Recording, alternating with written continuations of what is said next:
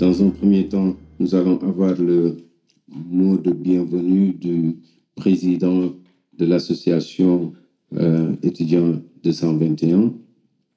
Et après, il sera suivi par le mot d'accueil du vice-président étudiant qui représente les étudiants donc, au conseil d'administration de la Sorbonne Nouvelle, donc le vice-président étudiant, M. Abdoulaye Diallo, qui lui aussi va nous dire un mot parce que c'est lui qui nous accueille ici quand même.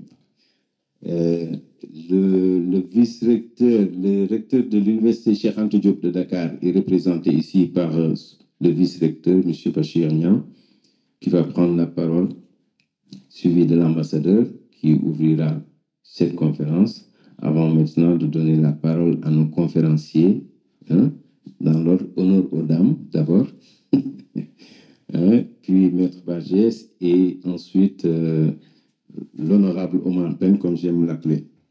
Donc Henri, pour le mot de bienvenue, vous avez la parole.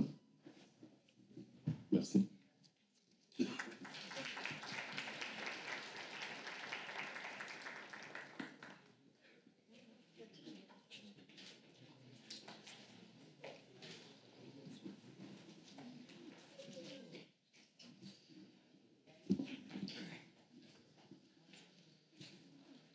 Son Excellence, Monsieur l'ambassadeur du Sénégal en France, chers invités d'honneur, chers invités étudiants, chers intervenants, bienvenue à cette conférence.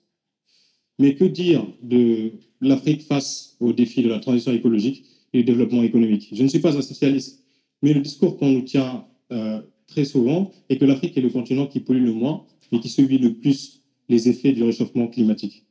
Mais est-ce que cela nous apprend quelque chose de nouveau, chère audience, sur le continent africain?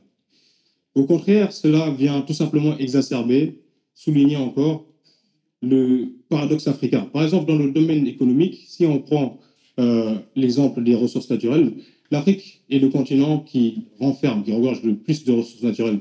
Mais est-ce que cela se ressent dans le niveau de vie des populations africaines? Est-ce que cela se ressent dans le niveau de développement de nos États?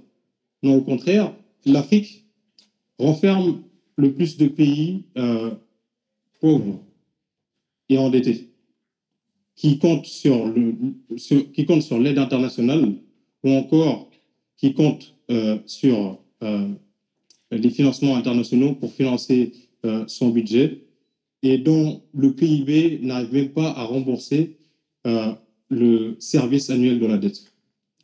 Ça peut être regardé comme un moyen, comme une manière glauque de commencer cette conférence, mais c'est juste une manière de poser un constat. Ce n'est pas un discours pessimiste, ni un discours de résignation, mais un discours pour poser un constat de l'apparent cercle vicieux dans lequel nous nous trouvons et dont nous n'arrivons pas à percevoir le bout du tunnel.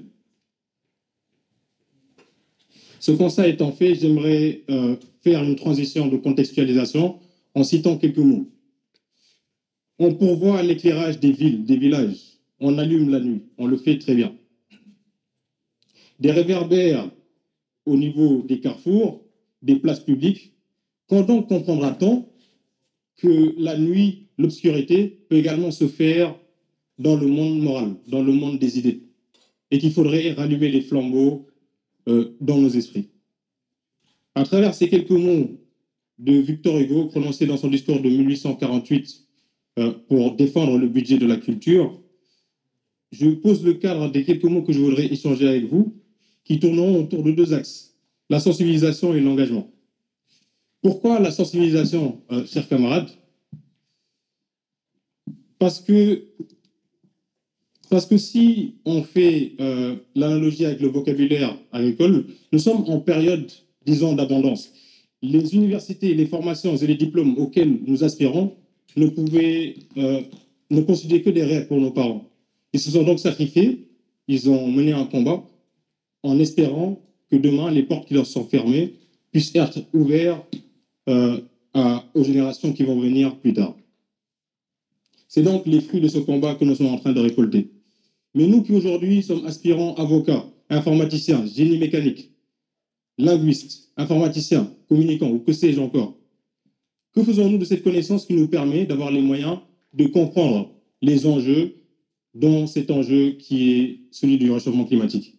Cette question nous pousse à remettre en question un peu nos objectifs. Notre objectif ne peut plus seulement être de venir en France, de réussir nos études, de trouver une bonne situation, de mener une belle vie, d'aller de temps à autre en vacances en Afrique, de se bronzer au soleil et de narguer nos cousins du bled. Cette connaissance que nous acquérons dans ces amphis, dans ces salles de TD, au sein de ces universités, cette connaissance demande un engagement, une contrepartie. Cette connaissance demande la responsabilité de la sensibilisation. Et d'ailleurs, c'est de sensibilisation dont il s'agit aujourd'hui pour cet événement, cette manifestation, cette conférence, qui est animée par un panel d'experts qui encadre, je pense que vous serez d'accord avec moi, l'ami des étudiants qui est ici présent. Remerciements en particulier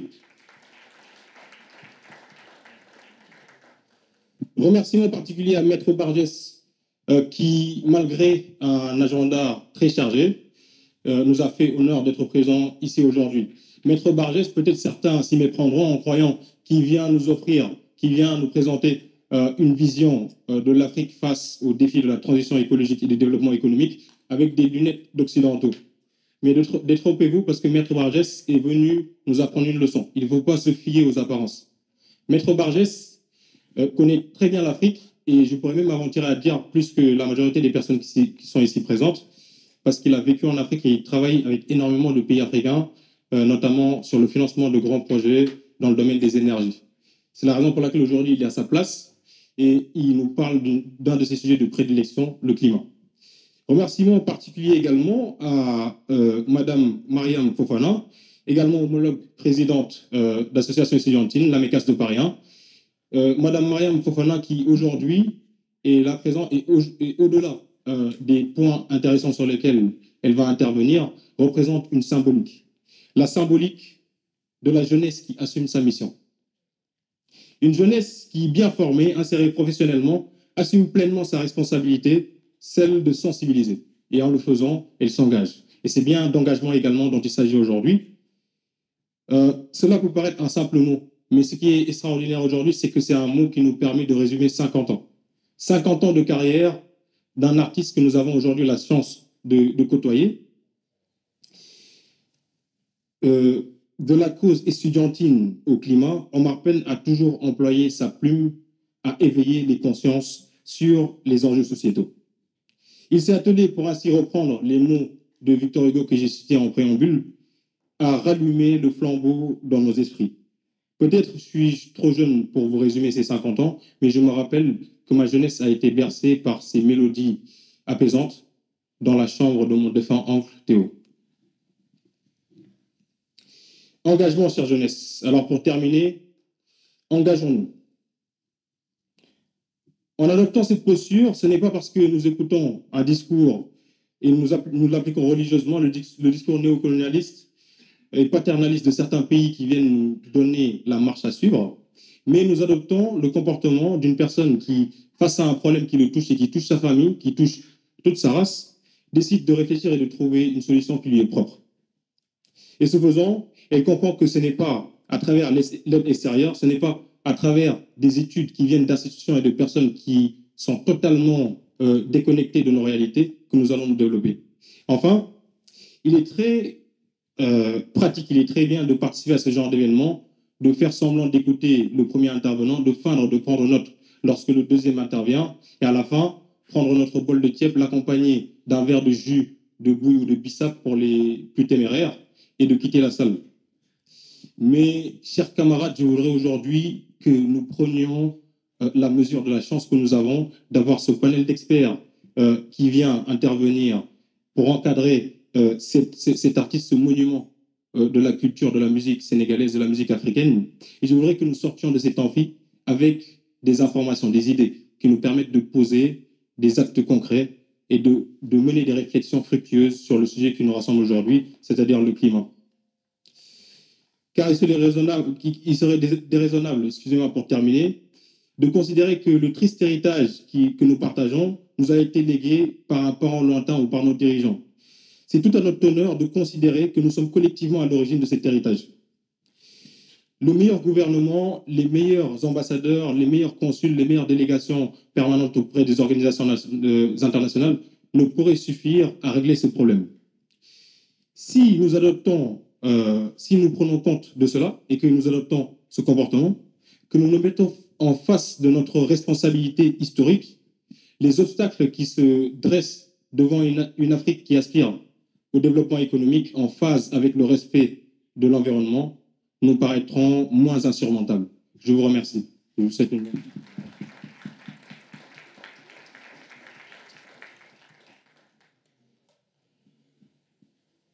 Merci, Monsieur le Président Henri. Le très dynamique président. Mais je ne pense pas qu'après 50 ans de carrière, qu'on veuille s'amuser à encadrer l'honorable Omar Pène. Maître, c'est un risque. Je préfère que vous l'accompagniez pour la conférence ou bien de l'encadrer. Alors là, nous allons donner la parole à Abdoulaye Diallo, donc vice-président des étudiants ou étudiants? Étudiants, voilà. De Paris 3 Sorbonne Nouvelle qui nous accueille dans cet amphithéâtre. Abdoulaye.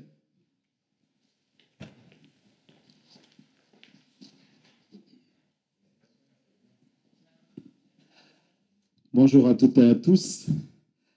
Alors, je suis ravi et à la fois très satisfait de voir cet amphi presque rempli des jeunes.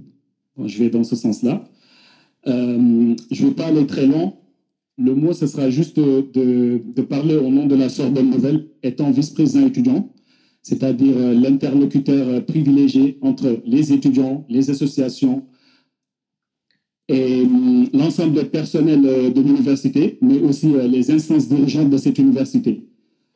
Ce qui fait que j'ai le plaisir de vous accueillir ici, mais aussi Son Excellence, Monsieur l'ambassadeur, et les autres invités, pour ne pas citer tout le monde, car nous allons être rattrapés par le temps. Pour finir, car je ne vais pas aller très long vraiment, c'est de dire aujourd'hui la jeunesse que je vois ici, en répétant le mot de ma satisfaction. Le continent, l'Afrique que nous évoquons ici aujourd'hui, il est de notre responsabilité, nous la jeunesse, de prendre l'engagement de la protéger. Et la protéger comment? Il nous faudra un engagement. Il faut s'engager dans la vie associative, la vie universitaire, etc. Car c'est en s'engageant que nous allons réussir à faire pas mal de choses et à trouver des solutions, etc. etc. Donc voilà, je vais finir là-dessus en vous souhaitant la bienvenue à la Sorbonne Nouvelle au nom du président, mais aussi de tous les étudiants de cette université. Soyez la bienvenue ici et profitez de ce beau campus qui est tout neuf. Donc voilà, bonne conférence.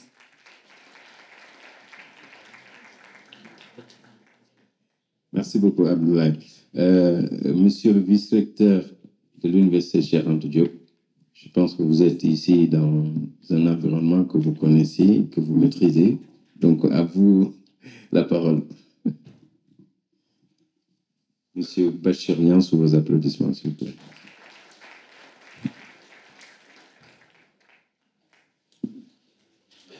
Merci beaucoup. J'ai certainement le même problème que tout le monde, c'est d'être rapide dans mes propos, puisque je pense que tout le monde attend avec impatience Omar Pène. Les gens sont là pour Omar Pène. Et je voudrais être très rapide et juste aller dans le sens de remercier. Remercier d'abord cette association d'étudiants qui est à l'origine de tout, Excellence. Remercier l'ambassade du Sénégal à Paris. Au-delà des remerciements, remercier bien sûr Omar Pène. Me féliciter d'être là et dire toute mon admiration et ma satisfaction en tant que professeur d'université à retrouver des étudiants en 2022 qui ont cette posture par rapport à la science et par rapport à notre humanisme. Il y a tellement de discours et de pratiques sur l'employabilité des jeunes, tellement de discours sur l'employabilité et la manière de former des cadres aujourd'hui, que de plus en plus d'étudiants est enfermé dans un couloir où il doit être formé pour exercer une profession précise. C'est pourquoi je suis très satisfait par ce dynamisme que vous avez, au-delà de vos spécificités académiques particulières, à embrasser des problématiques générales telles que celles relatives au climat et qui nous intéressent aujourd'hui. Cela manifeste que vous êtes sur le chemin d'être des intellectuels. Car être intellectuel, c'est d'abord avoir la possibilité de s'indigner. Et par rapport à cette dynamique, vous êtes en train de vous indigner sur une réalité qui est là, une réalité environnementale qui est catastrophique. Vous avez un coup de gueule, un coup de cœur. Et cela montre encore une fois que vous êtes en train d'avoir une posture de leader au-delà de vos spécificités personnelles et académiques. Être un leader, c'est savoir saisir les problématiques de son temps, c'est savoir les approcher avec une certaine aisance, et c'est savoir, tant bien que mal, essayer de trouver des solutions à cela. C'est pourquoi je dis qu'en tant que professeur d'université et vice-recteur, je suis particulièrement satisfait par cette dynamique que vous avez aujourd'hui. Je voudrais, au-delà de cela, remercier encore tout le monde, puisque cette rencontre est un trait d'union entre des générations, bien sûr. La mienne, qui est déjà un peu, pas sur la sortie, mais bon, qui est plus ou moins ancienne. Et puis, je vois des gens de générations différentes ici. C'est un trait d'union entre l'université et le monde socio-économique de manière générale. C'est un trait d'union entre les Sénégalais de là-bas, comme moi, et les Sénégalais d'ici. C'est un trait d'union entre des institutions, puisque le représentant de l'État du Sénégal est là. Tout à l'heure, nous avons été reçus par monsieur le président de cette université. Cette manifestation est un trait d'union entre beaucoup de choses, ce qui est excellent, je pense. Et encore une fois, je voudrais remercier cette association, remercier son Excellence, remercier M. Omar Pène, qui est l'ami de l'Université Cheikh Anta Diop de Dakar, d'avoir associé cette université Cheikh Anta Diop de Dakar à tout cela. Je vous remercie encore tous. Merci.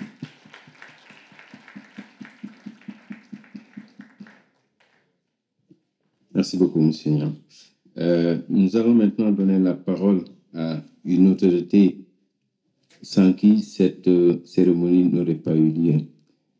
Il nous a permis de recevoir, évidemment, Omar Pène, mais de faciliter cette conférence, de pouvoir partager avec les étudiants, pas seulement africains, mais de tous bords.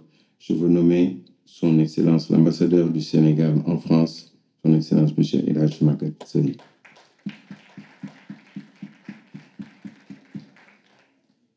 Merci Ousmane. D'abord saluer notre honorable invité, l'artiste-compositeur Omar Pène. Saluer le vice-recteur représentant l'Université Cheikh Anta Diop. Saluer mon ami l'ambassadeur Keïta, qui est venu nous honorer aussi de sa présence.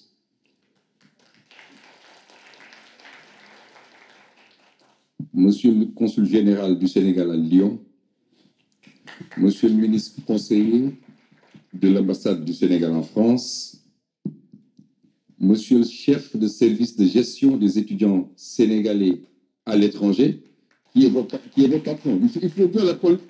Il est votre patron, il faut l'applaudir.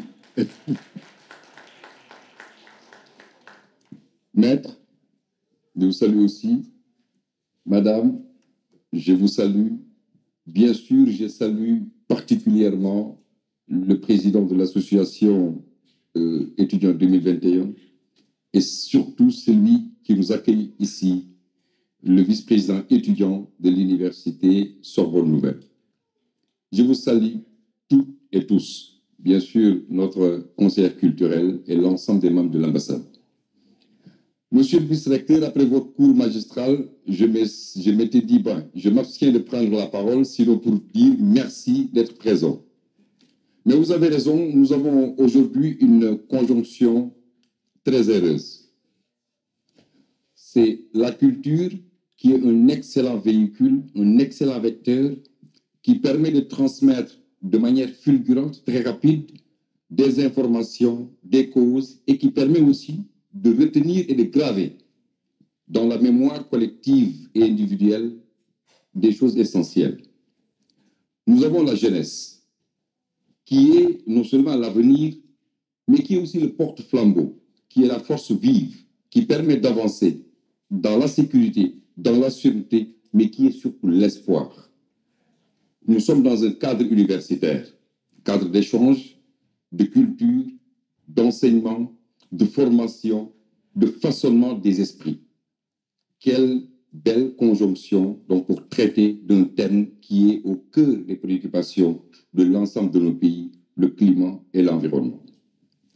Climat et environnement, vous avez parfaitement raison.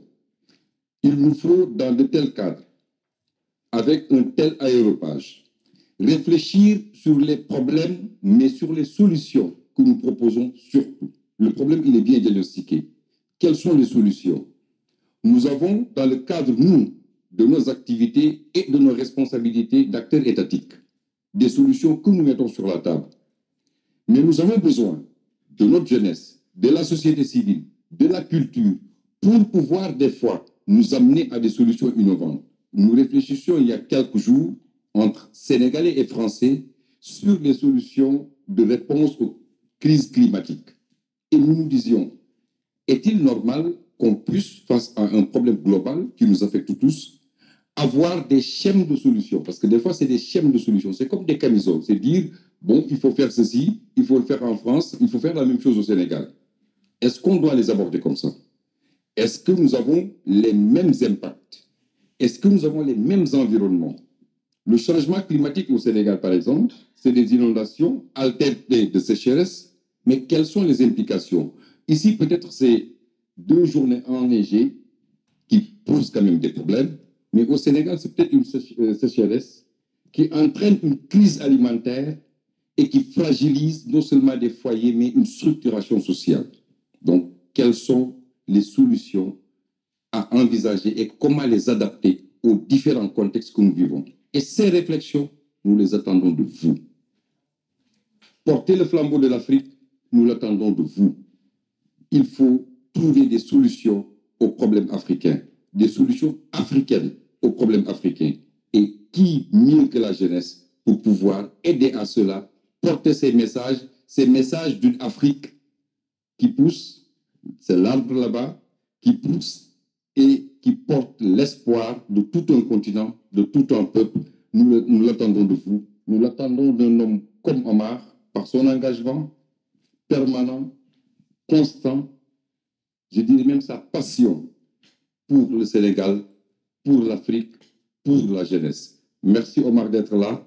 Merci de nous avoir accueillis et commençons la conférence en écoutant nos brillants panélistes. Merci beaucoup à tous.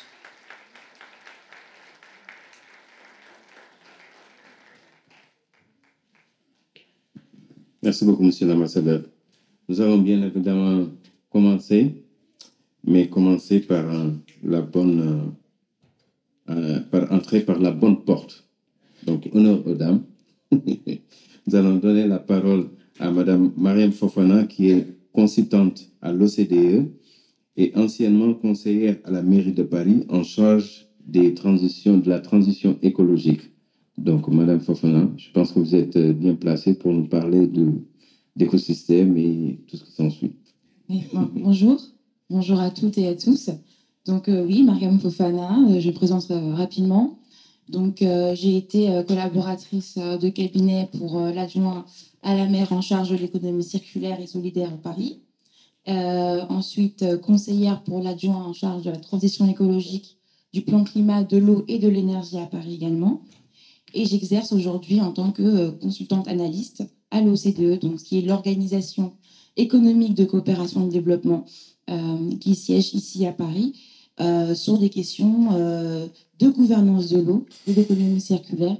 Nos activités touchent tous les continents du globe et on travaille également en étroite collaboration avec de nombreux pays africains. Donc aujourd'hui, je pense que c'est un honneur déjà d'être parmi vous pour pouvoir parler d'un sujet qui me porte énormément depuis quelques années. La question de l'environnement et la question du développement en Afrique, c'est une question qui est aujourd'hui incontournable. On ne peut pas faire sans. Mais le constat, il est quand même à poser. Je pense qu'on le sait tous aujourd'hui, l'impact du changement climatique a des effets conséquents sur le continent africain. On en parle en Europe comme quelque chose qui viendrait dans le futur. En Afrique, c'est maintenant. C'est aujourd'hui. Les conséquences, elles sont palpables. On l'a vu l'année dernière à Madagascar. Plus de 30 000 personnes en situation de famine, 1 million de personnes en situation de grande faim. On le voit en Éthiopie où les sécheresses ne cessent d'affaiblir les populations. On l'a vu aussi, on le voit au Sahel avec la désertification, comme le disait bien l'ambassadeur, des phases de sécheresse, d'inondation, donc un stress hydrique important. Et donc face à tout ça, comment est-ce qu'on réagit? Comment est-ce qu'on s'adapte? C'est une question fondamentale, puisqu'on sait très bien que d'ici 2060, l'Afrique portera plus de 26% de la population mondiale. Donc on parle d'un nombre conséquent d'individus concernés par ces impacts. Et puis cette augmentation de la population, elle se condense à travers les villes qui sont des acteurs incontournables aujourd'hui de l'économie, du développement africain, des villes qui vont continuer de grossir. On est déjà face à 3 mégapoles. On a le Caire, on a Kinshasa, on a Lagos, mais d'ici 20-30 ans, les villes vont continuer de grossir. On aura Nairobi, on aura d'autres villes qui vont prendre de l'ampleur, le Cap Town aussi. Donc la question, c'est de savoir comment est-ce qu'on renforce son métabolisme urbain, comment est-ce qu'on arrive à créer de la résilience en Afrique pour lutter, anticiper face à des impacts qui vont se montrer de plus en plus importants. Donc face à tout ça, comment réagit la communauté internationale? Donc on l'a vu durant les COP qui se sont suivis, COP 27, COP 26 un petit peu avant, on parle de pertes et de préjudices, de réparations, etc. Mais on est face à des fonds qui, en fait, sont souvent des prêts qui vont, encore une fois, selon moi, mettre une pièce en plus dans la dépendance des pays plus en voie de développement face aux pays développés. La question, c'est aussi, quelles sont les solutions en Afrique? Quel est le potentiel africain pour lutter, s'adapter convenablement face aux choses qui vont arriver? Et ça, c'est la question qu'il faut se poser. Parce que les solutions, elles sont présentes, elles sont réelles. Et pour ça, il va falloir avoir une approche qui me semble être une approche, on va dire, éclairée sur la gestion des ressources. Donc les ressources, qu'elles soient à la fois matérielles, naturelles, mais aussi penser la gouvernance. Ces 3 éléments que j'ai identifiés comme majoritaires pour les années à venir. Quand on parle de gestion des ressources matérielles, de quoi on parle concrètement? On parle des flux. Aujourd'hui, on se rend compte quand même que l'Afrique est un pays qui exporte énormément, mais qui dépend aussi beaucoup de l'importation de matières secondaires. Donc, on a aujourd'hui une gestion, par exemple, des déchets qui est assez irrégulière, avec des pays développés qui viennent décharger leurs produits de seconde main de manière parfois illégale, en tout cas de manière archaïque. Comment est-ce qu'on arrive, dans un contexte de transition écologique, à avoir une politique de gestion des déchets qui vient améliorer la gestion de ces flux-là? On peut pas continuer. Par exemple, on se rend compte au Ghana que si on arrive à conventionnaliser, ou en tout cas, on arrive à intégrer l'économie de récupération des déchets de manière beaucoup plus conforme, on peut avoir des milliards de dollars de bénéfices. On peut créer de l'emploi, on peut créer de l'économie sur la base de la réparation, du réemploi, de la gestion des déchets. Et c'est déjà des dynamiques qui sont réelles en Afrique. Les gens savent réutiliser, savent réparer, savent réemployer. Donc, il faut mettre ce talent au profit du développement économique dans un contexte qui le demande, qui nécessite une meilleure gestion des déchets. Sur la question, par exemple, des ressources naturelles, moi, je travaille essentiellement sur les questions de l'eau. Donc, l'eau, une ressource fondamentale, à la fois pour le développement, mais aussi pour la question de transition écologique. L'eau ne manque pas en Afrique. L'eau ne manque pas. L'eau a du mal à être suffisamment bien exploitée. On se rend compte qu'il y a des pays, par exemple, si on regarde l'Afrique du Nord, où les ressources sont quand même beaucoup plus lacunaires, 90% de la population a un accès à l'eau. En Afrique, même dans les zones les plus humides, quand on regarde l'Afrique centrale, par exemple, l'accès à l'eau n'est pas aussi simple. On a encore un Africain sur deux qui fait plus de 10 km pour avoir accès à une ressource en eau. Ça, c'est une perte énorme dans la productivité économique. C'est une perte énorme sur le potentiel de l'emploi. C'est les femmes qui sont souvent en charge de ce type d'activité ne sont pas inclus dans le tissu économique pour vraiment créer de la valeur. Donc, amener ces ressources en eau, mieux gérer ces ressources en eau, c'est quelque chose de fondamental, à la fois pour l'agriculture locale, à la fois pour la dignité, pour l'éducation des enfants. C'est un élément qui permettrait de vraiment déployer le potentiel africain sur énormément de volets. Mais c'est vrai qu'au niveau de la gouvernance, on se rend compte qu'il y a des manquements. Même si la gestion en eau est en général présentée par les pays africains comme une priorité, on se rend compte qu'aujourd'hui, on a moins de 0,27% du PIB qui est consacré à ce secteur-là. Donc il y a un besoin aussi de prise de conscience de la part des responsables politiques de vraiment implanter et investir dans un secteur qui va être un secteur central pour la question environnementale en Afrique. Donc parlons de gouvernance. Comment est-ce qu'on pense la gouvernance en Afrique? Comment est-ce qu'on pense l'écologie en Afrique? On ne peut pas transposer des solutions occidentales dans un contexte africain avec des enjeux purement africains. Il va falloir penser local, il va falloir penser à l'échelle micro. Il va falloir travailler de manière étroite avec des acteurs locaux qui sont en lien direct avec les populations. Il va falloir comprendre comment les Africains pensent, comment ils vivent, comment ils bougent, comment... Aujourd'hui, on parle de grosses villes, de mégapoles. Oui, effectivement, mais il y a énormément de villes moyennes qui se créent tout autour, qui viennent créer des ponts avec les espaces ruraux. Tout ça, il faut pouvoir le compter. Comme on dit souvent en anglais, if you can't measure it, you cannot manage it. On ne peut pas gérer ce qu'on ne connaît pas. Donc, renforcer la connaissance de l'environnement à la fois territorial, à la fois naturel, pour pouvoir amener des solutions qui soient pertinentes. Pour moi, ça va être la pierre centrale des solutions pour répondre aux enjeux qui vont être les nôtres dans les années à venir. Et les solutions existent déjà et elles commencent à émerger. On se rend compte, par exemple, qu'en 2016, les pays africains ont mené l'alliance économique pour l'économie circulaire à travers plusieurs pays. C'est une initiative incroyable. On se rend compte qu'on est capable de créer un réseau de l'économie circulaire. Enfin, plus précisément, ce que c'est sortir de l'économie linéaire, de produire, consommer, jeter, pour aller vers une économie qui, justement, pense la prévention du déchet et pense le réemploi de la ressource pour la garder dans le système. Et ça, c'est quelque chose que les Africains savent faire, savent le faire. Ils ne jettent pas. Au contraire, le déchet est une ressource. Et donc, à nous de savoir l'exploiter au maximum. On se rend compte qu'il y a des initiatives au Mozambique, à Kilimani, où des associations travaillent étroitement sur ces questions d'économie circulaire-là. On se rend compte aussi beaucoup d'écoles qui sont créées au Burkina Faso avec des matières locales, des produits locaux. Donc, les ressources sont là. Maintenant, il faut accompagner les acteurs, aller vers une gouvernance qui soit proactive et volontaire.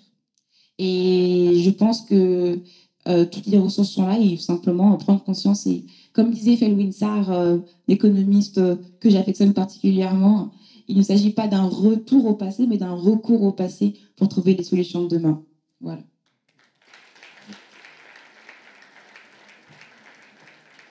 Merci beaucoup, Mariam. Excusez-moi, je vais juste poser une question à Mariam. Mariam, merci pour l'intervention d'abord.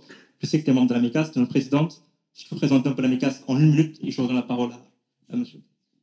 Bien sûr, la MECAS. Donc, la MECAS, c'est l'Amicale des étudiants caribéens, africains et sympathisants, une association qui est affiliée à l'Université Paris 1 Panthéon-Sorbonne, qui existe depuis 1996. Donc, l'association est très ancienne.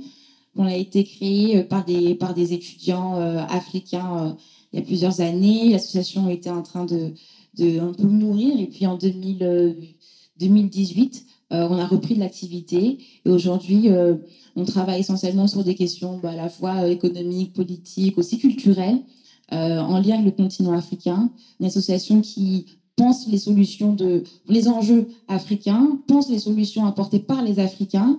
Et donc, on rédige énormément d'articles, on organise des conférences à la Sorbonne, on a organisé aussi, on est en train de mettre en place des systèmes de solidarité, de fonds pour venir parrainer et accompagner des enfants en situation de précarité en Afrique. Et donc, voilà, on est très engagés. On a vocation à rester en lien étroit avec les populations africaines, puisque c'est une association qui est essentiellement constituée d'afro-descendants issus de la diaspora.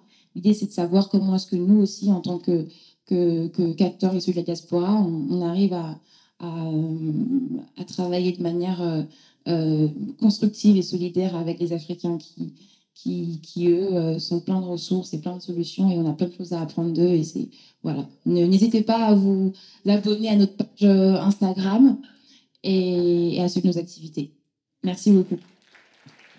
J'en parlerai après plus tard de la MECAS. Voilà, parce qu'il y a un projet actuellement qui est en cours sur l'Empire des enfants, où il y a une campagne de récolte de dons, où actuellement on est en train de récolter des fonds pour les enfants. Donc vraiment, avant la fin de la conférence, je compte sur vous pour récolter de l'argent et l'offrir aux enfants. Donc voilà, merci. Merci beaucoup, mon cher. Nous allons maintenant donner la parole à Maître Marc Bargès, qui lui est spécialisé dans le financement des projets énergétiques en Afrique. Maître Marc Henri a beaucoup d'admiration pour vous et vous fait connaître l'Afrique mieux que nous tous. Alors, j'espère qu'on va en apprendre dans votre intervention. Merci. Vous m'entendez? Oui. Merci beaucoup pour cette introduction. Je suis honoré d'être parmi vous et de pouvoir vous parler d'un sujet qui m'intéresse beaucoup. Je ne viens pas ici pour vous proposer des solutions, mais juste pour partager un petit peu certaines des connaissances que j'ai et pour vous aider à vous prendre les décisions et arriver à vos propres solutions.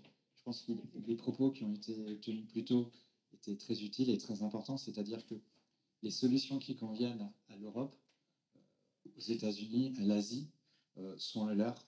Celles qui conviendront à l'Afrique sont celles de l'Afrique. Chaque pays, chaque région a ses ambitions, a ses challenges, je dirais. Et c'est à chaque pays de trouver ce qui lui convient mieux.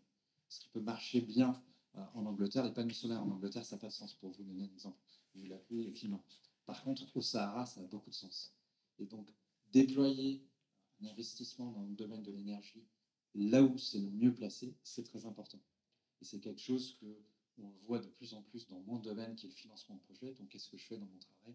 C'est que je permets le déploiement de capitaux de grandes sociétés, notamment de grandes institutions financières, que ce soit les institutions financières publiques ou privées, pour permettre justement l'avènement de grands projets énergétiques, mais aussi d'infrastructures et d'autres.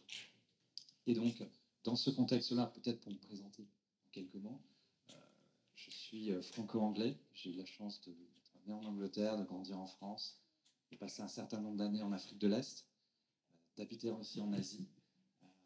Et à travers ces expériences, et ça fait 20 ans maintenant que je finance des grands projets d'infrastructure et d'énergie, notamment en Afrique.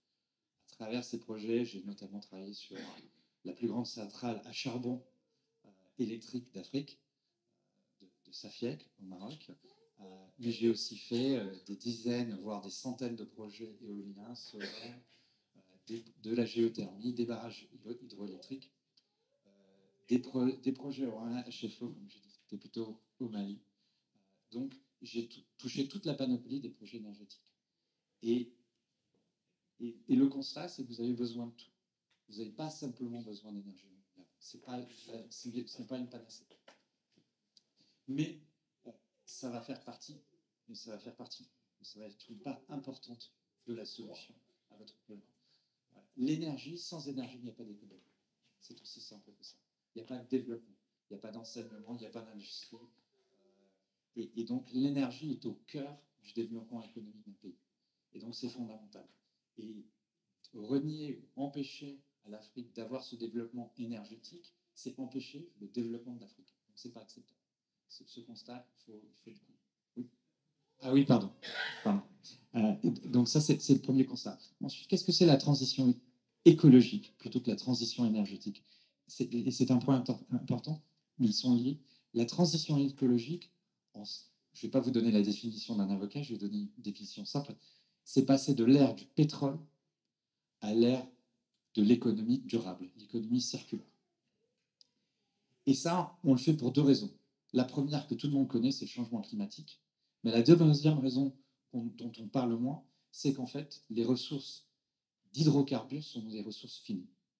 Et en fait, il y en a une certaine quantité, puis lorsqu'il n'y en aura plus, il n'y en aura plus. Et cette date et cette échéance de la période où il n'y en aura plus, où il y en aura considérablement moins, va arriver dans le siècle dans lequel nous vivons. Donc, ce n'est pas une problématique dans 50 ou 100 ans. En fait, ça va commencer à arriver. On a déjà une contrainte énergétique aujourd'hui. Et cette contrainte énergétique, il se trouve qu'elle impacte plus l'Afrique que le reste du monde. Parce que c'est un des continents les plus pauvres. Aujourd'hui, l'Europe, elle n'a plus de gaz parce que les Russes ne lui fournissent pas du gaz. Ils ponctionnent tout le gaz du reste du monde à des prix exorbitants, mais ils ont les moyens de payer. Et donc, c'est les pays les plus pauvres qui en font les frais. Et ce sera vrai pour le pétrole. Et donc, il y va de votre souveraineté énergétique et de votre développement de protéger ces éléments et de savoir se les partager. Donc ça, c'est fondamental. Ensuite, comme je le disais, les solutions seront propres à chaque pays. L'autre aspect qui est fondamental à la transition énergétique, c'est les minéraux. Il faut se dire qu'il faut, dans un ordre de grandeur, à peu près 700 fois plus de minéraux pour faire des projets renouvelables qu'il faut pour faire une centrale à gaz ou à charbon ou nucléaire. Les ordres de grandeur sont considérables parce qu'il faut beaucoup plus de matières premières pour faire ces projets. Ça paraît paradoxal, mais c'est vrai. Et l'empreinte de ces projets minéraux est assez importante. Pour vous donner une idée, tout le monde parle du lithium, qui est un des minéraux essentiels pour passer aux voitures électriques. On parle tous de voitures électriques. Mais en fait, pour avoir le nombre aujourd'hui qu'on a de voitures, il faudrait utiliser toutes les ressources de lithium du monde entier juste pour faire les voitures. On n'utilise rien d'autre. Plus de téléphone, plus de portable, plus rien, les ordinateurs, non. Juste pour faire la voiture électrique, il faudrait utiliser tout le lithium qui existe dans le monde. Donc déjà, juste la voiture électrique, ça ne marche pas. Il faut augmenter par 40 la production de lithium pour arriver. Une tonne de lithium, c'est 2000 tonnes d'eau. On revient au sujet de l'eau. Vous avez le choix entre produire une tonne de lithium ou alimenter tout un village ou toute une ville en eau. Ça va être ça les débats. Et il se trouve que c'est votre avantage et aussi c'est votre inconvénient, c'est qu'une très grande portion des minerais qui sont nécessaires à la transition énergétique sont sur votre continent. C'est une chance, mais c'est aussi un malheur. Parce que les capitaux, que je représente, ils arrivent. Et ils arrivent en force. Et c'est des milliards et des milliards et des milliards qui sont débloqués, qui vont être investis sur votre continent pour aller chercher les hydrocarbures, parce qu'ils sont moins récurrents dans d'autres juridictions, et pour chercher ces minerais surtout. Et ces minerais ont une empreinte carbone, ils ont une empreinte écologique très importante. Et donc bien les accompagner sera très important. Ce sera un défi pour vous. Ce sera le vôtre. Ensuite, sur cette économie circulaire, sur la façon de faire de l'Afrique, il ne s'agit pas de copier ou de répliquer simplement ce qui a été fait en Europe, ce qui a été fait en Asie, ce qui a été fait aux Amériques. C'est votre propre modèle. J'ai eu la chance, par exemple, de travailler en RDC sur un projet de mini-grid. Et la première fois qu'on m'a présenté ce projet de mini-grid, donc c'est des réseaux qui ne sont pas connectés au réseau national, où on met une petite centrale solaire. J'ai dit, OK, ben c'est pour des villages de combien? On m'a dit, c'est pour des villes de 250 000 personnes. Donc j'ai dit, ah oui, quand même. Et ce modèle-là n'existe pas dans le monde. Vous êtes le seul continent où on va le faire. Mais l'innovation, elle n'est pas limitée au Google et aux États-Unis ou en Chine ou ailleurs. Vous avez les moyens. Je le disais plus tôt, j'ai vécu en Afrique de l'Est. L'Afrique de l'Est a créé un système de paiement qui s'appelle M-Pesa, pour ceux qui connaissent. Bien avant que Apple ait créé son paiement par téléphone ou d'autres. Et donc, vous avez cette capacité. Et c'est à vous. Et je pense que, pour terminer, parce que sinon ça pourrait durer très longtemps, je pense que les gens qui sont ici, c'est à vous à apporter ces solutions, à les ramener à travers vos voyages, à travers vos études. Et cette énorme diaspora que l'Afrique a, qui est probablement son minerai le plus cher, le plus important, de la ramener en Afrique dans la mesure où vous pouvez, parce que vous êtes en compétition avec l'Europe, parce qu'on vous veut, et de l'utiliser, de la faire éclore en fait pour développer votre continent. Bon, je vais m'arrêter là, merci beaucoup. Merci beaucoup. Merci beaucoup, merci. Je pense qu'on arrive.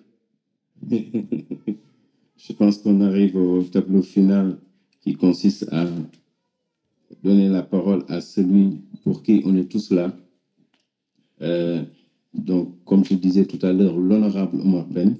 Il est difficile à la fois, il est facile et difficile à la fois de présenter Omar Pène pour tout ce qu'il représente. Mais l'occasion de ces 50 ans de carrière donc nous amène à dire, faire un petit témoignage sur lui. 50 ans de carrière pour Omar Pène, c'est célébrer 50 ans de créativité, 50 ans de résilience d'un artiste qui a assis sa popularité sur la prise en compte du vécu des couches vulnérables de la société sénégalaise. Son observation du réel lui a valu des chansons devenues cultes dans lesquelles Omar Pène traite de la condition, entre autres, de l'écologie, comme il a sorti, comme le titre de son dernier album Climat, des orphelins avec la chanson Dirim, des paysans avec Réoutar, pour ceux qui connaissent le répertoire un peu de Omar Pène, des femmes, notamment avec Bana, qui ne connaît pas Bana, rendant hommage notamment à sa muse. Une chanson donc qui rend hommage à son épouse, mais aussi à toutes les femmes. On en profite pour saluer Sokhna Bana, ici présente dans la salle. Oui. Des chansons notamment pour les jeunes, avenir de notre nation africaine, pour évidemment les étudiants, avec un titre spécialement dédié aux étudiants. Donc à nous tous étudiants qui ont été étudiants et nous sommes encore étudiants. Nous restons étudiants. Comme il dit tout le temps, on est éternellement étudiants. Donc, camarades étudiants, merci beaucoup pour cette chanson qui continue encore d'égayer nos journées. Donc, autant de segments de la société dont, par son engagement citoyen, il devient le porte-voix reconnu, puisque une place désormais lui est dédiée à l'université Cheikh Anta Diop. Donc, porte-voix reconnu des sans-voix. Le rayonnement à l'international d'Omar Pène s'est fait à travers la diaspora sénégalaise et africaine qui a souligné et relayé son engagement artistique et citoyen, notamment pour l'unité et la paix en Afrique, dans le monde et au-delà des frontières sénégalaises, évidemment. C'est ainsi qu'il a été lauréat en 2022 du prix d'excellence CEDEAO, section art-musique, pour son engagement au service du panafricanisme, de l'unité et de la paix, prix qu'il a reçu en présence des chefs d'État africains de la CEDEAO, dont le président de la République, Macky Sall. La remise par l'Académie Charles Cros de son prix Coup de cœur Musique du Monde 2022 également a suscité une émotion particulière pour la représentation diplomatique sénégalaise, avec à sa tête son Excellence l'ambassadeur El Hadj Maguette Seye, ici présent. Ce prix récompense une œuvre musicale originale, de qualité, et vient s'ajouter, bien évidemment, aux multiples distinctions reçues par l'artiste et le Super Diamono de Dakar durant leur demi-siècle de carrière. Omar Pène et les siens représentent donc une grande fierté pour la communauté africaine en général et la communauté sénégalaise en particulier. L'artiste a également un lien très spécial, je le disais tantôt, avec les étudiants qui, à travers l'association donc étudiants 221 et notre ami Diallo qui nous accueille ici, ont voulu lui offrir cette tribune spéciale dans ce mythique lieu de savoir universel qu'est l'université Paris-III Sorbonne Nouvelle, en l'invitant à exposer sa pensée écologique et partager avec nous un moment particulier sur ses réflexions et sur les bons souvenirs et les bonnes expériences de sa carrière. Honorable Omar Pène, vous avez la parole. Je pense que avant même de prendre le micro, je pense qu'il nous a préparé une vidéo qu'il faudrait qu'on visionne d'abord. C'est ça, grand? Oui.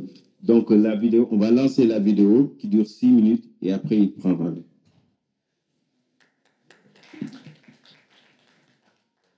Je m'appelle Omar Sall. Le travail de l'artiste Omar Pène inspire énormément mon travail, tant artistique que celui lié à l'enseignement. Son engagement pour le climat m'avait, par exemple, pendant la période Covid, inspiré un projet qui a été soutenu financièrement par l'Institut français au Sénégal, via son antenne à Saint-Louis, dirigée à l'époque par Marc Monselier. 4 de ces thèmes fétiches nous ont servi de conducteurs. Le premier, les étudiants. Le projet a été entièrement réalisé avec les étudiants de l'Université Gaston Berger de Saint-Louis, sous la houlette de Innocent. 2. L'engagement climatique. Une superbe capsule a été réalisée par l'étudiante Saloum Sané pour attirer l'attention de la population saint-louisienne sur comment l'insalubrité, l'usage abusif du plastique avait un impact très négatif sur l'environnement, la ville étant une des plus menacées par l'érosion côtière. Ceci d'ailleurs est un des points centraux de la coopération entre le gouvernement français et sénégalais. 3. Les personnes âgées. Omar Pène a chanté Mam et moi j'ai réalisé Mamboy, en solidarité avec la fragilité dont les seniors faisaient l'objet lors de cette terrible pandémie. Enfin, le travail. Omar Pène promeut le travail décent, un travail qui garantit la dignité et le bien-être. Une étudiante a, toujours dans le cadre de ce projet soutenu par l'Institut français, réalisé une capsule qui montre la douloureuse vie qu'ont connue les artistes durant la pandémie. Saint-Louis aime bien Omar Pène et le lui rend bien. Cette magnifique ville, patrimoine, est aujourd'hui sous la menace de la furie climatique. Cette région, qui abrite aussi l'un des parcs ornithologiques les plus puissants au monde, le parc de Djoud, assiste grandement par la faute de l'homme à ce qui pourrait être sa perte si rien n'est fait. En restant dans l'alerte constante, Omar Pène joue son rôle d'humaniste.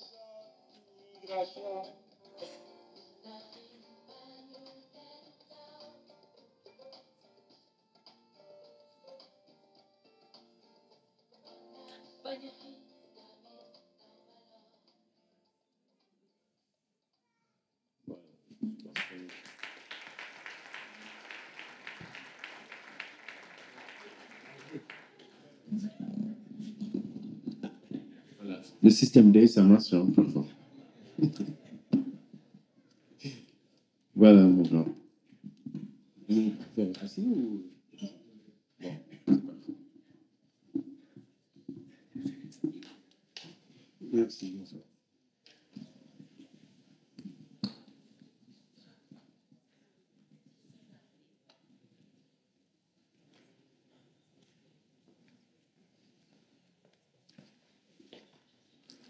Alors,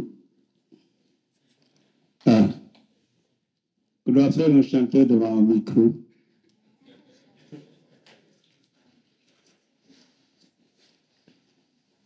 En tout cas, nous pouvons construire le monde sans détruire la terre. Excellence, Monsieur l'ambassadeur, Monsieur le Président de l'Université de Sorbonne, Monsieur le représentant directeur de l'Université Cheikh Anta Diop, Mesdames, Messieurs les enseignants et enseignantes, Monsieur le Président de l'association l'étudiant 221, mes chers camarades étudiants et étudiantes, comme j'ai l'habitude de vous appeler. Je salue aussi mon très cher frère, le consul de Lyon, Ibrahima Mouek, et chers invités. Je voudrais tout d'abord remercier l'association l'étudiant 221 d'avoir organisé ce symposium sur le thème l'Afrique face aux défis de la transition écologique et du développement économique. Un symposium qui entre dans le cadre de mes 50 ans de carrière musicale que j'ai placé sous le thème du climat, le titre de mon dernier album. L'Afrique est l'une des régions du monde les plus impactées par le réchauffement climatique et elle pollue moins que le reste des autres continents, avec les conséquences inégalitaires du changement climatique entre les pays du Nord, industrialisés et moins touchés par le changement climatique, et les pays du Sud, moins pollueurs et plus menacés. La transition écologique et le développement économique de l'Afrique ne peut se faire sans plus d'équité et de justice climatique. Les générations actuelles ne doivent pas compromettre les intérêts des générations futures, ce qui soulève la question de la responsabilité. On entend souvent dire que la planète va mal, que la Terre souffre, que notre environnement se dégrade de jour en jour. Les défis à relever sont nombreux.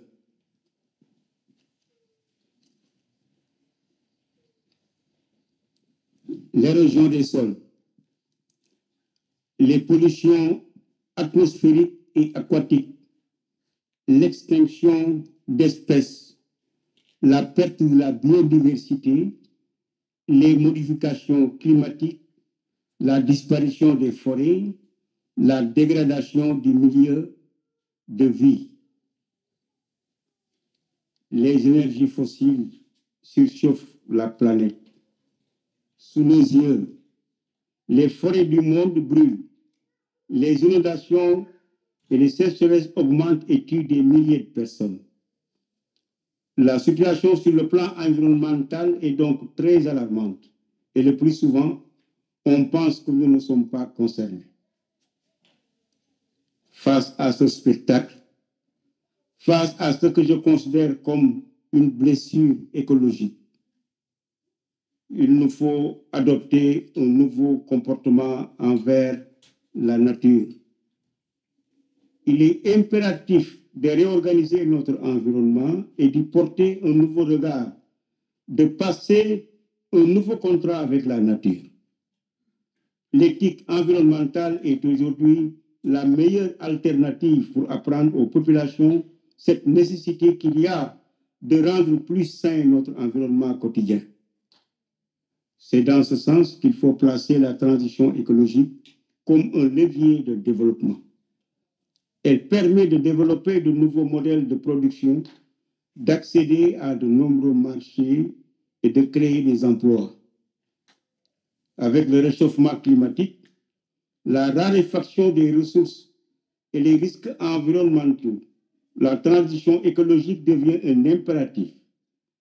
Pour l'Afrique, cette transition écologique passe nécessairement par un nouveau modèle économique qui reconsidère nos façons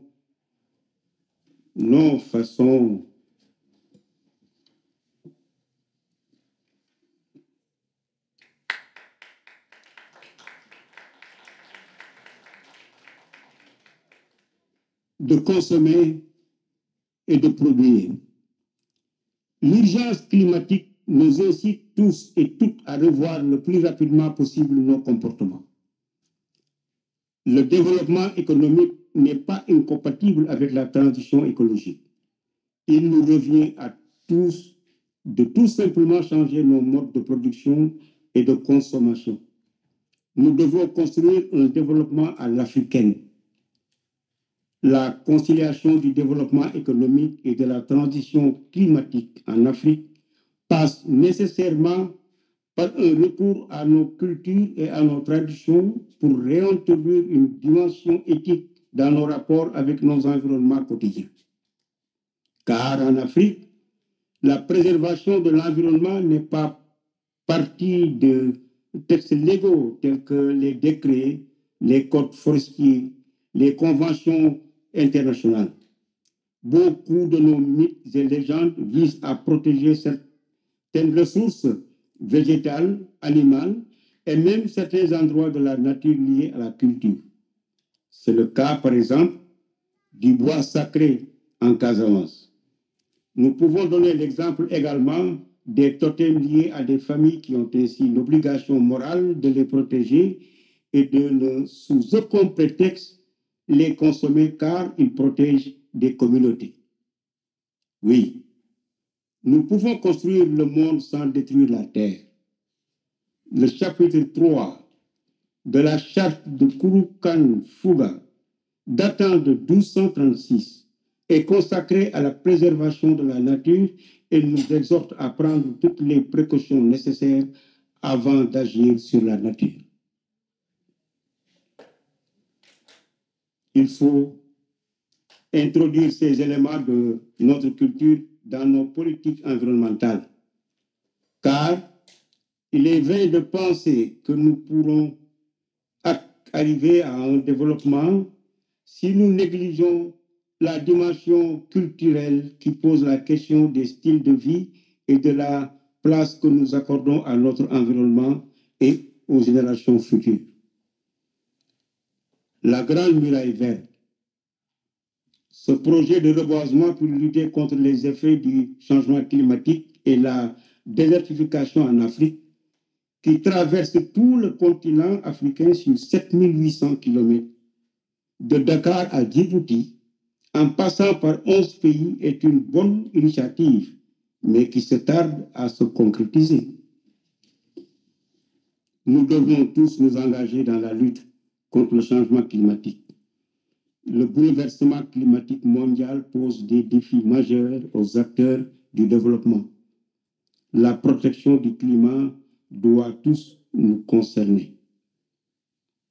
C'est la vie de la planète qui est en jeu. Alors, n'attendons pas. C'est maintenant qu'il faut réagir. Comme je l'ai dit dans la chanson, le changement climatique est l'un des grands défis de notre temps et la plus grande menace pour l'humanité. Peu importe où nous vivons, le climat n'a pas de frontières. Pour une solution globale et solidaire à ce dérèglement mondial, préservons notre environnement et nos ressources naturelles. Consommons et produisons utilement et concilions développement, qualité de vie et environnement en mettant en avant l'intérêt général de l'humanité.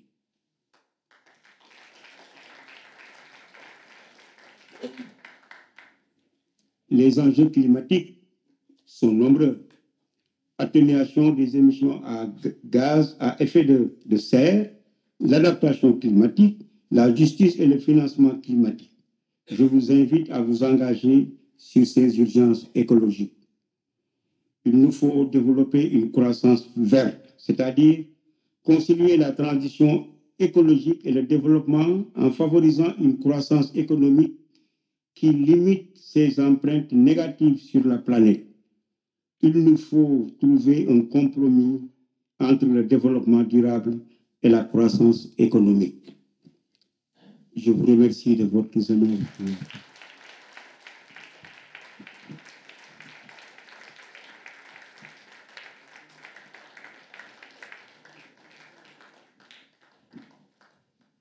Chers camarades, comme vous le savez, je suis en train de fêter mes 50 ans de carrière et le 11 février, c'est-à-dire samedi prochain, il y aura un concert au Trianon à Paris. Et comme il était prévu de faire un petit concert gigue acoustique, malheureusement, les moyens ne sont pas réunis, notamment techniques, etc., etc. Et les musiciens qui devaient m'accompagner ne sont pas encore arrivés sur Paris. Mais, alors, je vous invite à venir effectivement assister à ce concert-là. Avec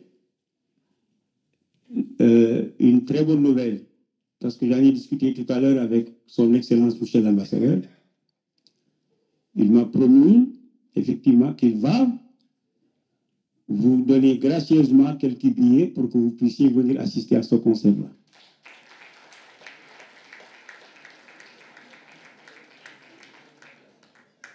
Donc, camarades, en tout cas, tout ce que nous devons faire, c'est de remercier son Excellence.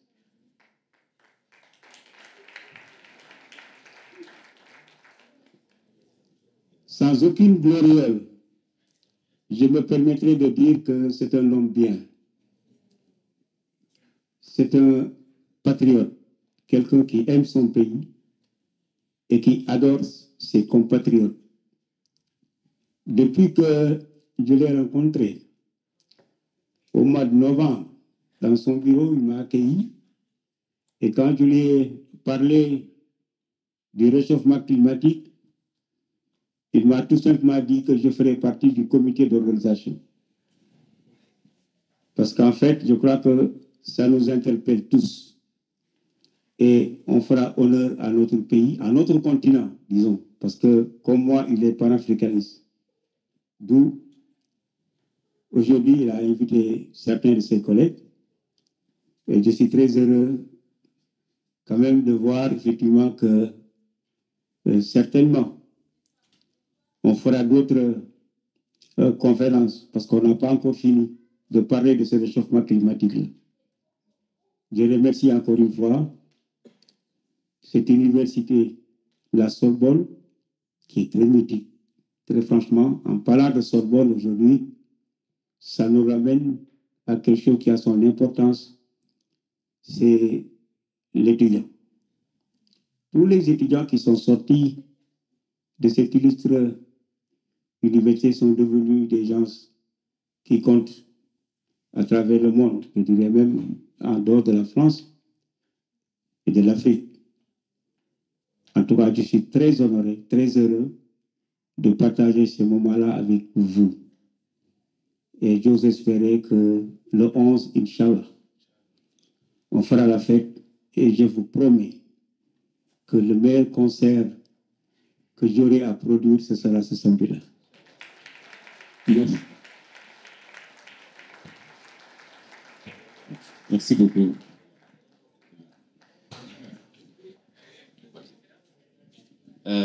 Donc, le message est entendu, hein, des étudiants. Monsieur Émile Bakhoum est le patron des étudiants sénégalais à l'étranger. Donc, c'est à lui qu'il faudra mettre la pression pour vos billets. Voilà. Merci. Pour confirmer que l'ambassadeur est un homme bien, si besoin en était encore, je vous annonce qu'il vous offrira des billets pour le concert de Doyen Pène le 11 prochain. Donc, les billets sont déjà offerts. Merci, Excellence, pour tout. Voilà. Sur ton bureau sera rappelé.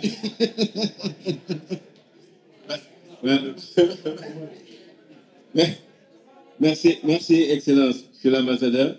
Je pense que, honorable Omar Pène, les étudiants ont aussi des surprises pour vous. Je pense qu'ils ont prévu de vous honorer. Et je pense que si tout est prêt, hein?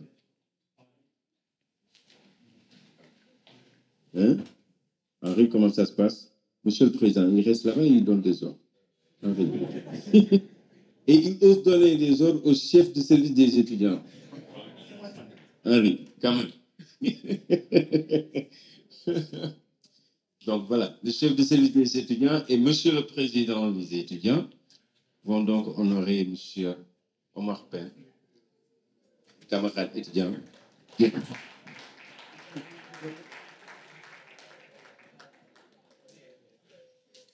Au nom de l'étudiant 221, je remets au doyen Pène un diplôme de reconnaissance.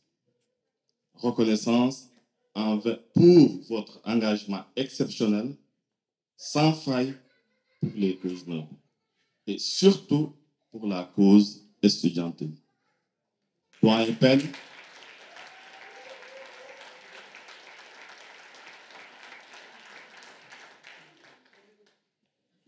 Doyen Pen, merci profondément et infiniment pour tout.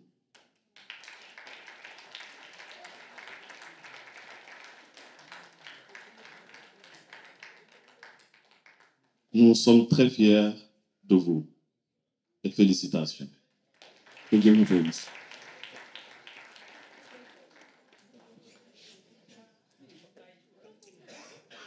Bon, c'est pas fini, hein. Étant donné que le doyen a fait son jubilé d'or, donc il faut marquer l'occasion comme il se doit. Donc l'étudiant 221, honoré avec ce trophée.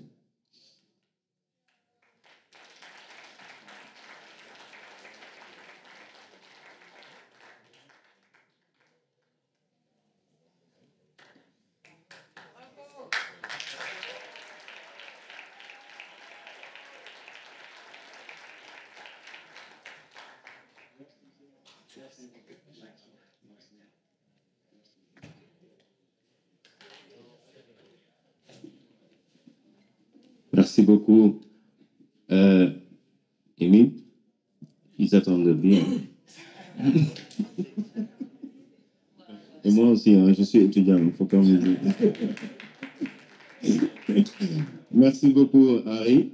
Maintenant, nous allons passer à une petite séance de questions-réponses. Je suppose qu'il y a dans la salle quelques personnes qui voudraient poser des questions. Avant de passer de l'autre côté de la salle, parce qu'il y a des choses intéressantes là-bas qui sont bien pour la santé.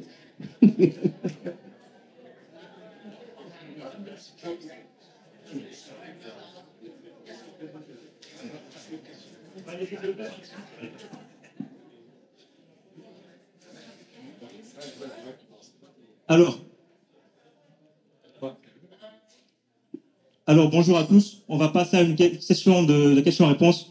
Donc, je vous laisse la parole dans le public. Si jamais vous avez des questions que vous voulez poser à Monsieur l'ambassadeur, à Omar Pen ou à nos différents intervenants. Merci beaucoup.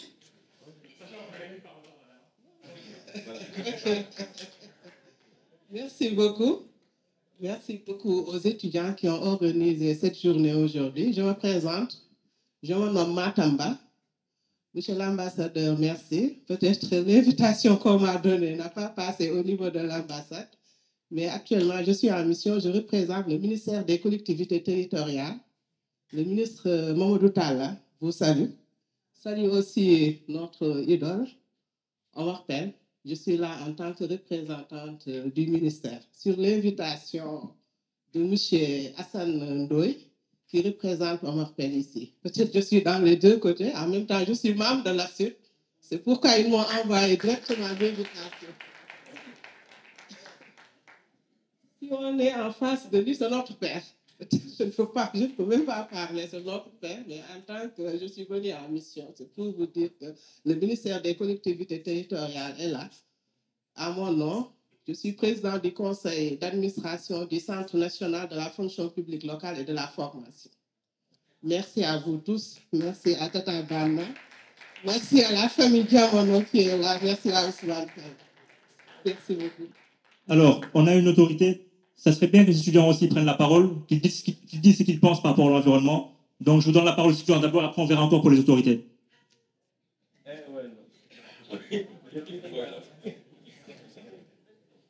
Non.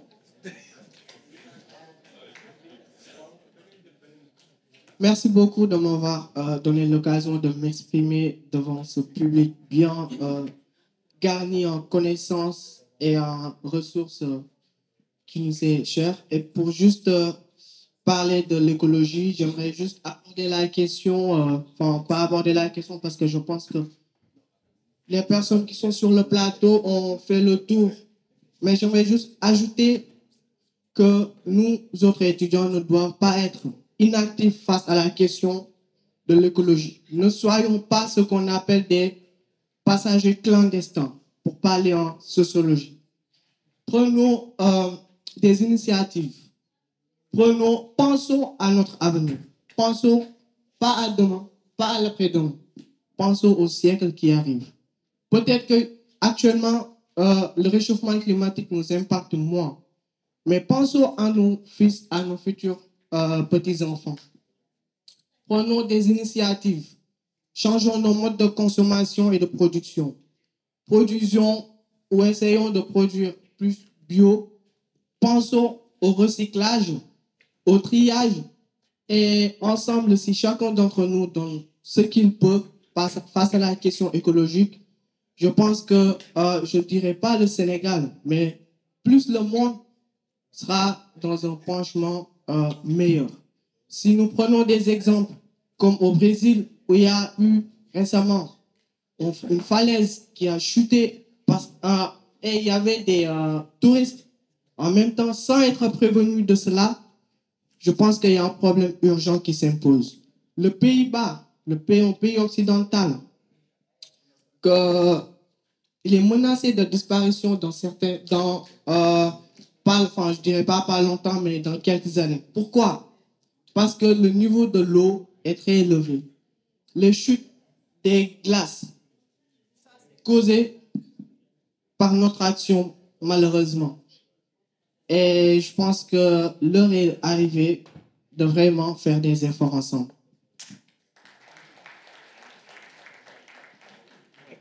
Je vais donner la parole à Monsieur l'ambassadeur.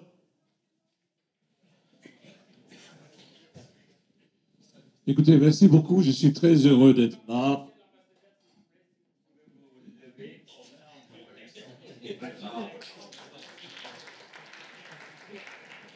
Merci beaucoup, cher frère. Je suis très heureux d'être là. Alors moi, je suis très heureux de voir Omar Pène parce que il a toujours 22 ans et je suis très heureux.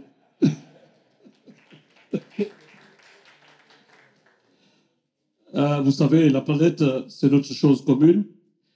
Comme disait Jacques Chirac, un président français, il ne faut pas attendre que la maison brûle pour courir. C'est maintenant qu'il faut commencer à travailler pour que tout le monde se mette au travail pour préserver notre planète. Il y a beaucoup d'étudiants ici, et nous les aînés, essayons de prendre tous les jours des initiatives. C'est-à-dire, par exemple, quand on retourne au pays pour des vacances, on a tous des villages. Un village d'où on vient. Il faut prendre l'initiative, peut-être, de planter un arbre quand vous êtes chez vous. Ça, c'est une initiative concrète. On a tous le village. Plantez à chaque fois que vous pouvez des arbres. Ça peut aider notre planète. Et éduquons nos enfants à bas âge sur la notion de la planète, sur ce que représente l'eau, la nature et notre environnement. Je vous remercie. Alors, on va prendre une dernière intervention. Quelqu'un de la société civile, Monsieur Fleur. Merci beaucoup, Charles. Excellence, Monsieur l'ambassadeur, notre invité d'honneur, Omar Pène, qui a longtemps bercé, en tout cas, notre jeunesse, maître, les panélistes. Je vais faire l'économie du temps, mais je suis particulièrement heureux d'être là ce soir pour deux raisons. La première, je représente son Excellence Souleymane Jules Diop, ambassadeur délégué permanent du Sénégal à l'UNESCO, qui m'a demandé de le représenter. Je suis également ici en tant que membre fondateur de l'association d'étudiants 221, ancien président. Je suis très honoré et je suis d'autant plus heureux de voir que nos jeunes frères poursuivent l'œuvre et encore bien plus que nous le faisions. À côté de moi, Rosalie Gueye, qui fut la deuxième présidente de cette association. Ceci m'amène à dire, ou pour en tout cas reprendre ce que dit notre invité d'honneur, il faut agir. Le président l'a dit Henri tout à l'heure, il faut s'engager, chère jeunesse, pour le continent, pour le développement de l'Afrique. Cependant, j'ai une question pour les panélistes. Peut-on véritablement arriver à l'objectif ultime de neutralité carbone sans sincérité? Je veux dire par là le respect des engagements. On nous demande de faire des efforts. Oui, il faut faire des efforts naturellement. Pourtant, on est le continent le moins pollueur avec moins de 4%. Les pays en développement n'ont besoin malheureusement que de 100 milliards de dollars par an. Et ceci tarde toujours à venir. Et pourtant, nous jouons notre partition avec, il l'a rappelé notre invité d'honneur Omar Pène, la Grande Muraille Verte. Et nous avons aussi un tiers des réserves, un quart plutôt des réserves mondiales avec le bassin Congo. Je pense que l'Afrique a un potentiel, l'Afrique est en train de jouer sa partition, mais il faut, je pense, davantage beaucoup de sincérité de la part des grandes puissances, les pays qui polluent le plus. Et il faut appliquer le principe du pollueur-payeur. Je vous remercie. C'était l'avant-dernière intervention, juste une dernière intervention, après on aura fini, on va clôturer. Donc je vous laisse madame, après ça sera fini. Bonsoir à tout le monde, monsieur l'ambassadeur, tonton Omar Pène, je suis très heureuse de vous voir enfin pour de vrai parce que vous avez bercé mon enfance au Sénégal. Enfin, en live, quoi. Oui, voilà. Parce que je m'appelle Fatoumata Sakho, je suis attachée parlementaire à l'Assemblée nationale, mais je suis là aussi en tant qu'Africaine parce que je suis née, j'ai grandi au Sénégal. J'ai eu l'occasion de discuter tout à l'heure avec des panélistes juste avant leur intervention sur la nécessité d'une conscience collective entre Européens et Africains parce que, qu'on le veuille ou non, on a une destinée commune. Aujourd'hui, ce qui se passe en Ukraine a des conséquences au Sénégal. Donc, moi, j'aimerais attirer votre attention sur l'importance d'une conscience collective par rapport aux défis planétaires, par rapport aux défis écologiques, parce que nous devons tous mobiliser nos forces pour changer la vie des générations futures. Merci beaucoup. Merci pour les questions. Merci beaucoup. Maintenant, je pense que nous allons passer aux choses intéressantes, pour ne pas dire plus intéressantes. S'il y a des réponses à ces interventions, donc je voulais peut-être répondre, ou bien, oui? Non. Bon.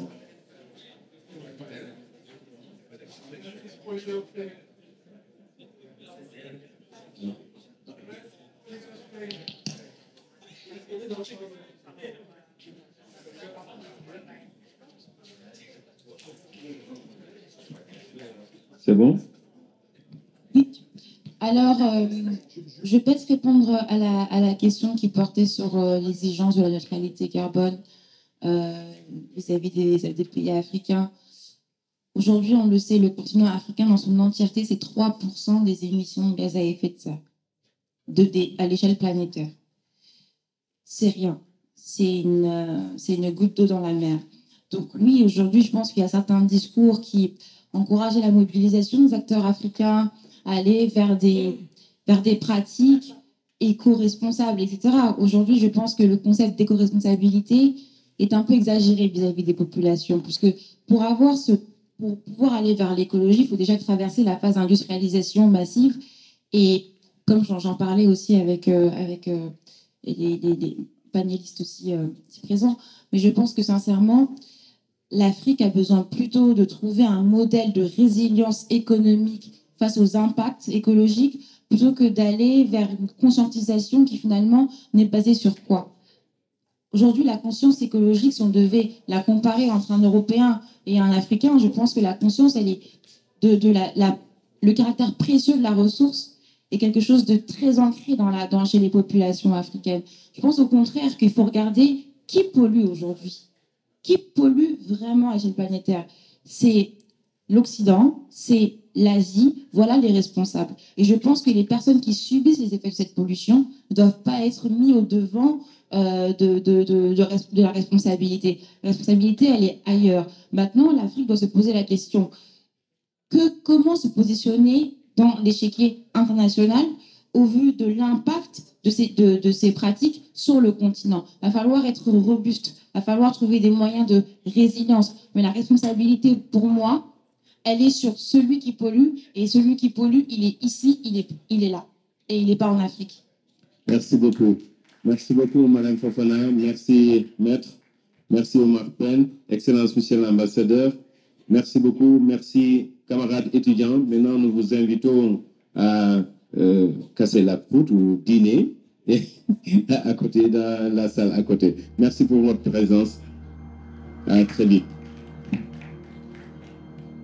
Juste pour un petit rappel, photographe.